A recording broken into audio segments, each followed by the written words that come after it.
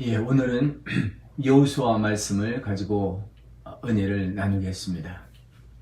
여호수아는 우리가 잘 아는 대로 모세에 이어서 놀라운 지도자로 성장했고, 또 그가 이스라엘 백성들을 정말 이제 가나안 땅에 들어가기 완전히 시작해서 여리고를 점령하고 놀라운 일들이 시작하는 이런 역사가 일어났던 것을 보게 됩니다. 자, 그런데 이 오늘 본문 말씀은 여호수아 7장에서 말씀을 찾아서 은혜를 받는데요. 실패의 골짜기에서 시작하라.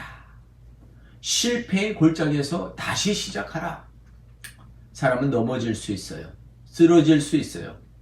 그러나 다시 그 자리에서 일어날 수 있는 것입니다.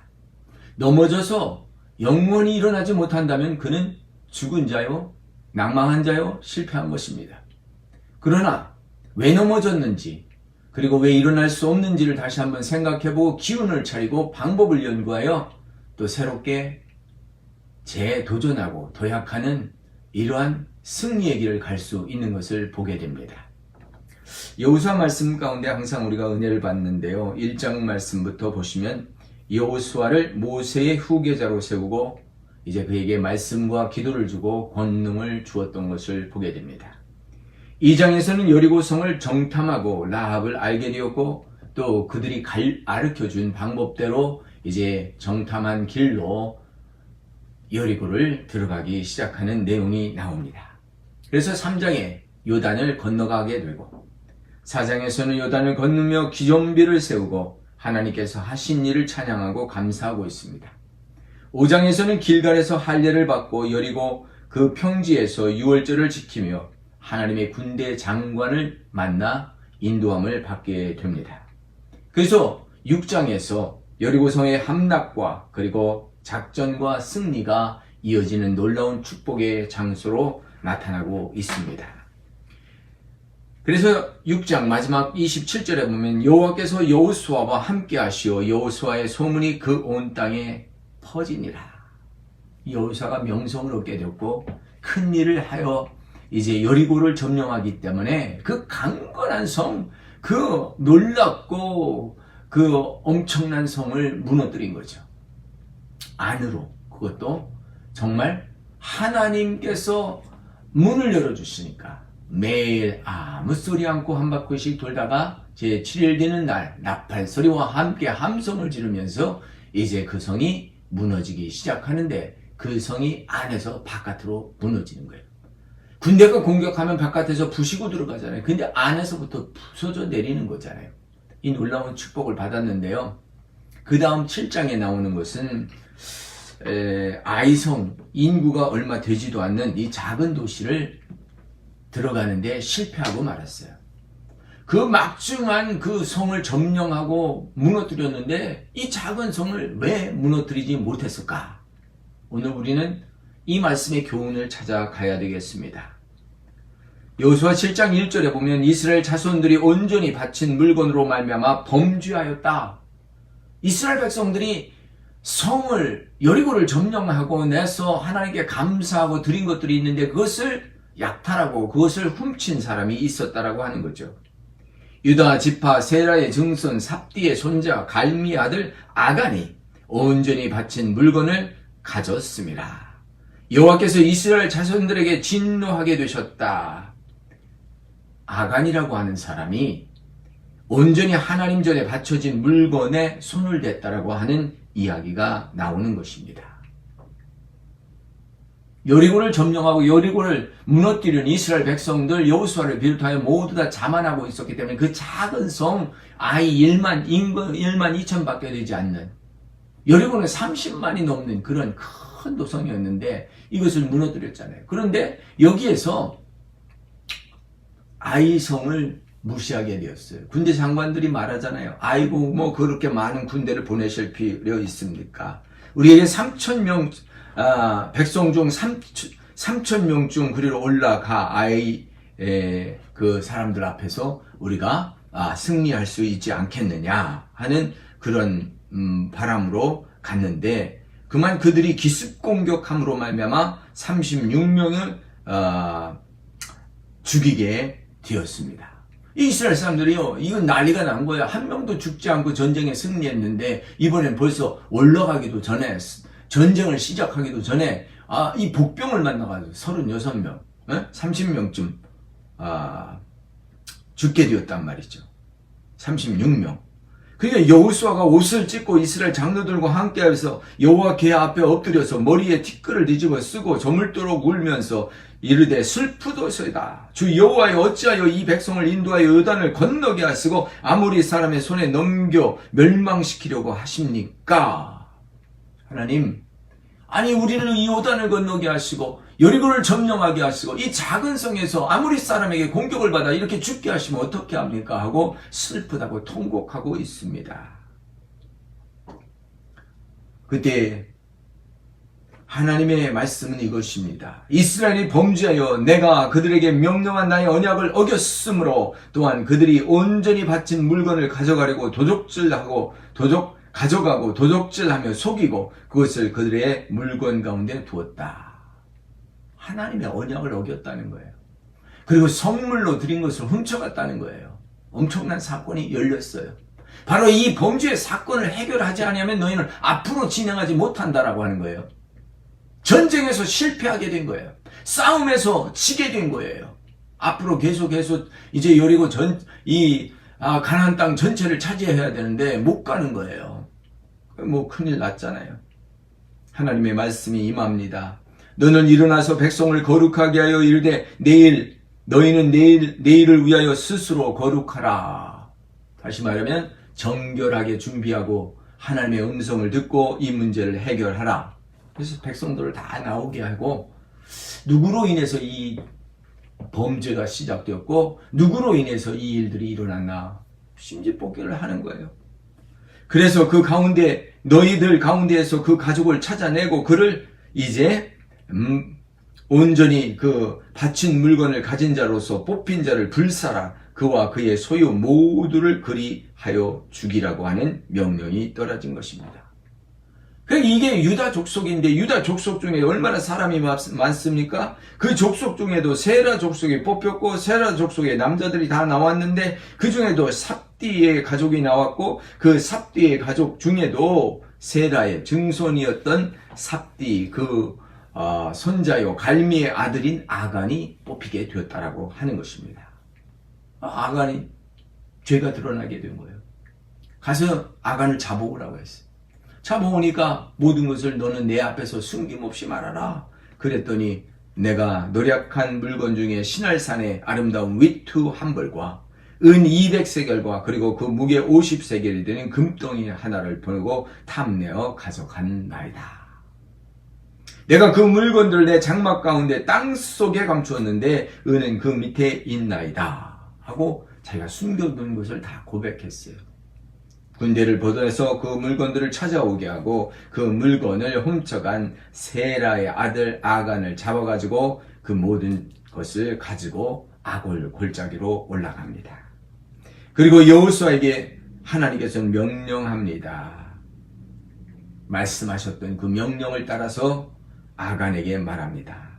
내가 어찌하여 우리를 괴롭게 하느냐? 여호와께서 오늘 너를 괴롭게 하시리라.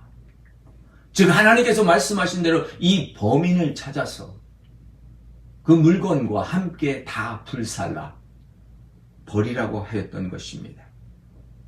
그랬더니 이스라엘 백성들이 그를 돌로 치고 물건들을 돌 위에 놓고 불살아서 그것을 다 맹렬한 진노 가운데 타게 된 것을 보게 됩니다.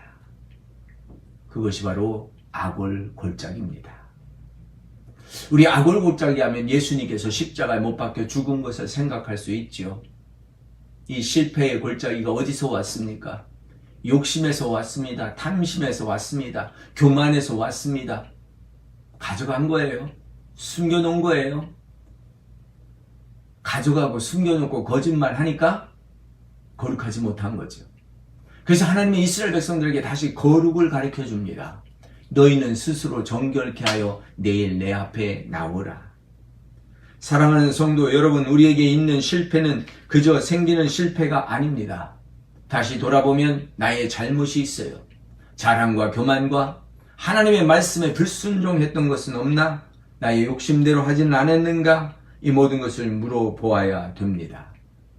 아간은 아마 생각했을 거예요. 이 많은 재산과 보물 중에 내 외투 한 벌, 그리고 은 200세겔, 50세겔 되는 금덩이 하나를 가져갔을 표가 나겠느냐?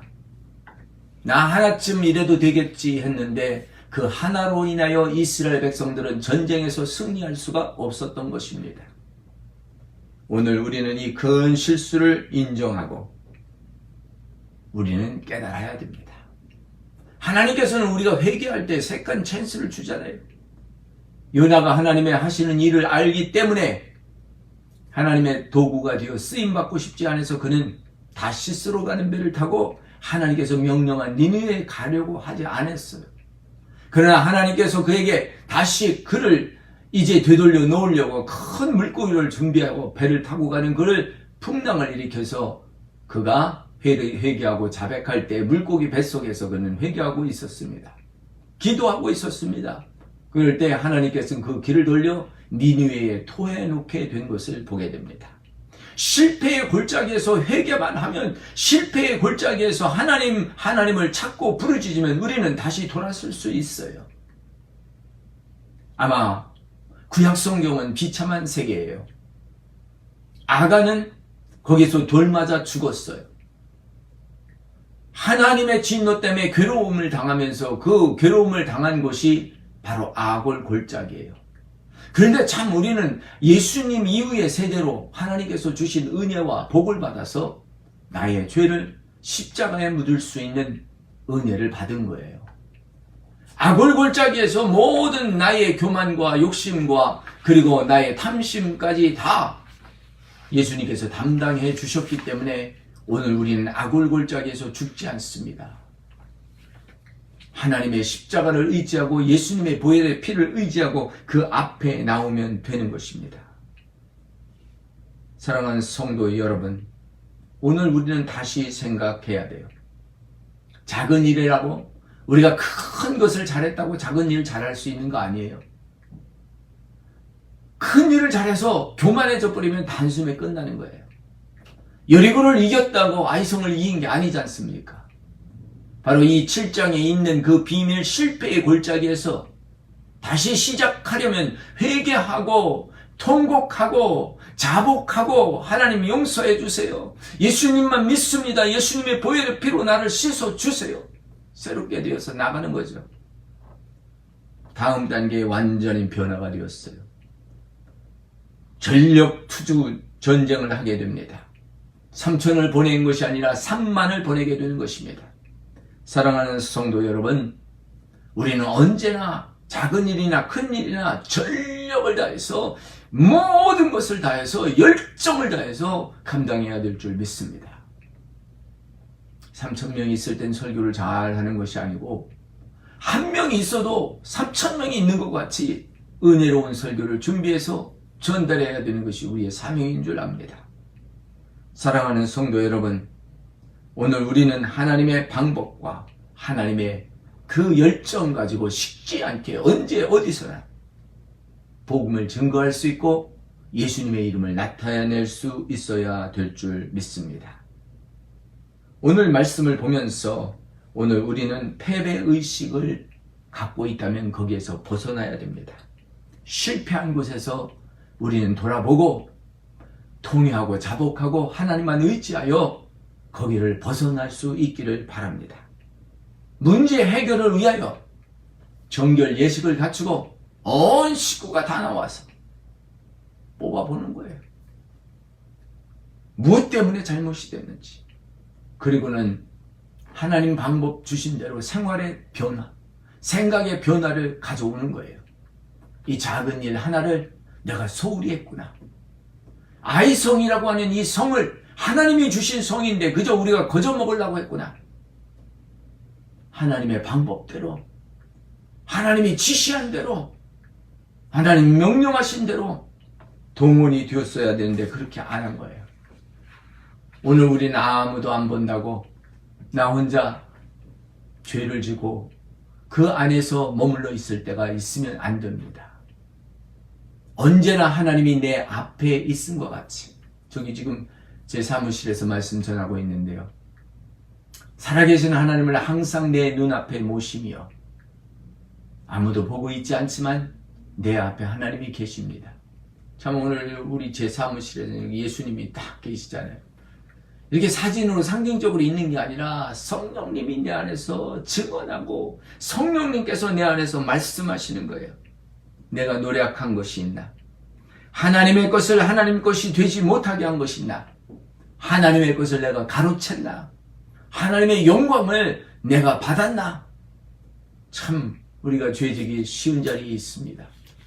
오늘 다 하나님 앞에 용서를 구하고 내가 실패한 자리에서 다시는 실패하지 아니하도록 새로운 작전과 계획이 있어야 돼요. 아골골짝에서 이 아간은 돌 맞아서 진노 중에 죽었지만 우리는 그 진노를 피해갈 수 있는 은혜의 방법을 하나님 가르쳐 주셨어요. 예수의 이름으로 우리는 살아나게 되었어요. 그 아골골짝의 은혜를 우리는 맛보아야 돼요. 고통과 괴로움의 자리, 아픔의 자리, 슬픔의 자리, 정말 죽음의 자리였지만 예수님께서 모든 것을 감당하셨어요. 그러니 우리는 날마다 감사해야 되지 않겠습니까? 오늘 이 말씀이요. 다른 건 뭐 다 기억하지 못해도 아골골짝이 기억하십시다. 죽음의 자리잖아요. 해골이 있는 자리잖아요.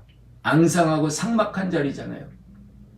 그 자리에 예수님이 들어가시고 예수님이 모든 것을 책임지셨어요. 그리고 우리를 그 자리에서 밀어내셔서 우리는 좋은 것, 넉넉하고 풍족한 것, 또 모든 것을 소유하고 누릴 수 있는 자리로 밀어버리시잖아요. 우리는 예수님이 양이 되면 되는 줄 믿습니다. 목자의 음성을 듣고 양처럼 귀가 발전해서 목자의 음성을 들어 따라가면 푸른 초장과 쉴만한 물가가 있는 것입니다.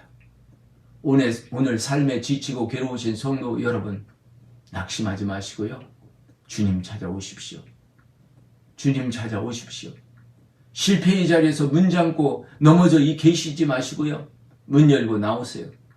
아골골짜기를 버리시고 아골골짜기 예수님이 차지하셨으니까 우리는 빛 가운데로 승리의 자리로 우리를 밀어주신 그분 앞에 나가시기를 예수님의 이름으로 축원합니다.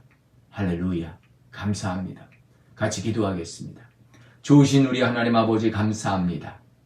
오늘 아골골짜기에서 승리하신 예수님, 아니 괴로움과 아픔을 당하신 예수님 때문에 내가 살 수 있는 비결을 배웠습니다.